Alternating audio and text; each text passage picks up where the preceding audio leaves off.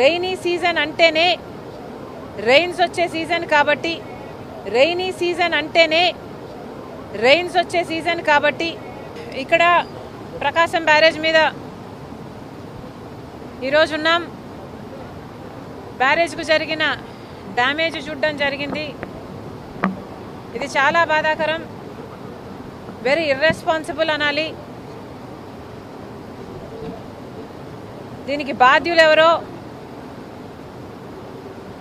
దీని మీద ఎంక్వైరీ జరగాల్సిన అవసరం ఉంది.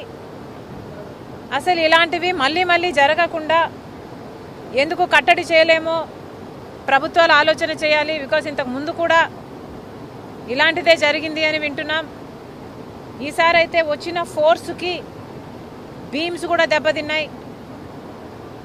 ఇది సామాన్యమైన దెబ్బ కాదు. ఇంత హిస్టారికల్ బ్యారేజ్, ప్రకాశం బ్యారేజ్కే ఇంత పెద్ద దెబ్బ తగిలింది అంటే దీన్ని చాలా సీరియస్గా తీసుకోవాల్సిన అవసరం ఉంది. కఠినంగా శిక్షించకపోతే, పెనాల్టీ పెద్దగా లేకపోతే మళ్ళీ మళ్ళీ జరిగే అవకాశం ఉంది. కాబట్టి ఇది చాలా సీరియస్గా తీసుకోవాల్సిన అవసరం ఉంది. అంతేకాకుండా యాజ్ సూన్ యాజ్ పాసిబుల్ మరమ్మతులు కూడా చేయాల్సిన అవసరం ఉంది. గత ప్రభుత్వం, జగన్మోహన్ రెడ్డి గారి ప్రభుత్వం కనీసం ఎన్నో ప్రాజెక్టులకు కనీసం యాన్యువల్ మెయింటెనెన్స్ కూడా చేయలేదు.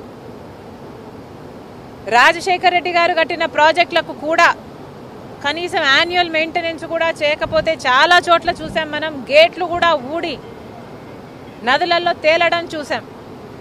అలాంటి పరిస్థితులు రాకుండా ఈ ఒక్క బ్యారేజ్కే కాదు, మిగతా ప్రాజెక్టులన్నీ కూడా రాష్ట్రంలో ఎక్కడెక్కడ ఏమేమి అవసరాలు ఉన్నాయో ముఖ్యమంత్రి దృష్టి పెట్టాల్సిన అవసరం ఉంది. వాటన్నిటినీ కూడా నివారించిన అవసరం ఉంది. మరొకసారి ఇంత వరద, ఇంత ఘోర విపత్తు వస్తుందని ఎవరమూ ఊహించలేదు.